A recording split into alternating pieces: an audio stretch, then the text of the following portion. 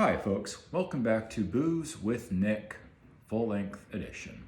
It is fall and it is Scotch season, thank goodness, because I was really feeling it.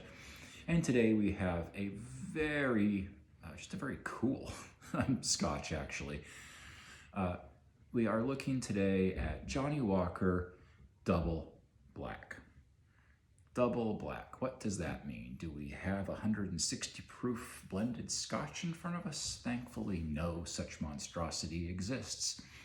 What we're looking at with Johnnie Walker Double Black is everything that one might enjoy about Black Label and just a little bit more. This is really, well, it's a lot of things, but to start with, this is kind of a middle ground whiskey between a more tame, blended Scotch with what we might say are more subdued flavors, and what can often be far more potent, even aggressively flavored single malts. If you've had Johnnie Walker Black, you know that it has just a hint of peat in there, almost certainly from the very fine and massively underappreciated Caol 12, which is, of course, in the parent company Diageo's stable of outstanding Islay whiskeys, and probably also the key component to Johnnie Walker Black Label's respectable 12-year age statement in a $40 bottle. You'll notice there's no age statement on this one. Not a bad thing at all, trust me, and we'll touch on that here shortly. The bottom line up front, the bluff, is that if you like Black Label, you'll probably like this. This could be thought of in a couple of different ways. First, as a, if you will, a training whiskey. For someone who's had some exploratory success with, say, a Grant's or a Cuddy or a J&B, or even a regular Black Label, and wants to flirt a little bit more with peat and smoke without getting hit squarely in the face by a dram of Ardbeg or something like that, this can be a really good transition point. And for those of us who enjoy getting abused by really smoky, peaty maritime Scotches, it's a sickness, but it's a good one. This can actually be kind of like a chill out whiskey almost, when you just want something that has a little hint of the smoky, peaty, but that's going to be a more low-key, more subdued drinking experience. It's almost like a vacation for serious peat heads. And it's an excellent whiskey. It may not be for you, but it's still an excellent whiskey, and it has what I call the Diageo advantage.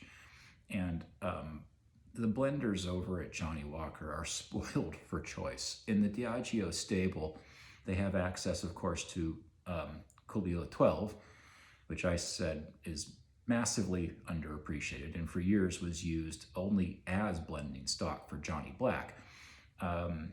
In their wisdom, Diageo has, and I believe it began when Diageo took over the brand, has begun marketing it as a standalone product. If you like Islay whiskeys and want to take like a next level deeper dive into them, I'd seriously recommend getting a bottle of Caol 12. You'll understand Islay better, you'll understand Johnnie Walker Black better, and it's frankly it's a pretty cool whiskey, and it's one that someone who's a fan of maritime Scotches should be drinking. I did a review like last year on it if you wanted to watch it. I mean, that'd be cool. In addition to Caol, also in the Diageo stable, they have outstanding whiskeys like Talisker 10, Lagavulin 8, and I believe that both of those are making an appearance in Double Black. I say that because of the elevated smoky, peaty maritime characteristics of Double Black, and also Lagavulin's flagship expression is an 8-year and Talisker's flagship is a 10. So it explains the elevated maritime flavor profile and also explains the necessity of removing that 12-year age statement. So I'm pretty sure that to up the ante here, the blenders at Johnnie Walker included just a couple of really awesome whiskeys into this one. I think at this point, I probably need to taste the darn thing for you. So as a proper whiskey reviewer, I have indeed spent some time with this. Truly neat, in a Glencairn, doing it the proper way.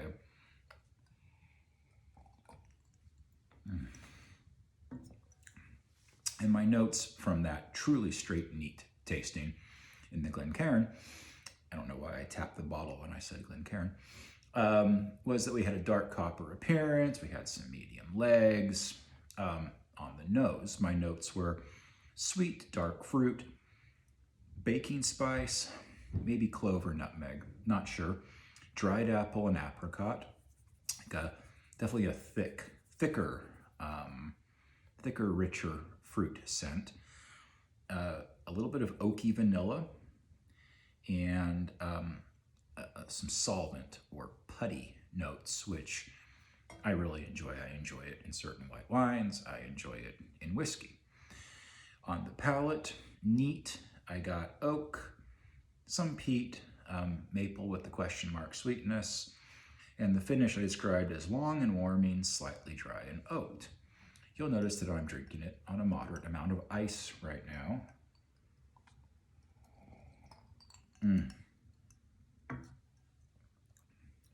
Amplifies the sweetness in a good way. This is still by no means a syrupy whiskey. Lets the smoke come out just a little bit more noticeably. Again, there's a hint of phenolic notes in here. This is not Ardbeg. This is not Laphroaig 10. This isn't even Caligula, okay? This is very moderate smoke. If you like J&B or if you like Black Label, you will probably enjoy the degree of smoke you're getting here. Probably.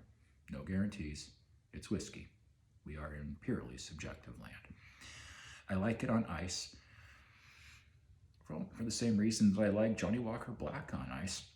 I think the whiskey behaves better on ice. And what I mean by that is it, as I said, opens the sweetness, opens the smoke, also eliminates the slightly, when I had it neat, there's a little bit of tannic astringency on the finish. Not enough to be off-putting, but not really super enjoyable. This makes the finish feel fuller, richer, milder. In my book, good things. So we're going on 8 minutes here. I guess I really liked the whiskey, or I've had enough of it that I've been talking about it for a very long time. I don't really have too much else to say here. Just, you know, for $45 a bottle at Ye Old Corner Liquor Mart here in the Portland, Oregon area of the Northwestern US, this is a great bottle, or at least a very good bottle, an enjoyable bottle if you understand the parameters of what you're drinking or buying and are okay with that. On the off chance you've made it this far with me, as always, thank you very much. I appreciate your time, your attention, and your interest in our shared passions here. I will be doing quite a few more whiskey reviews this winter.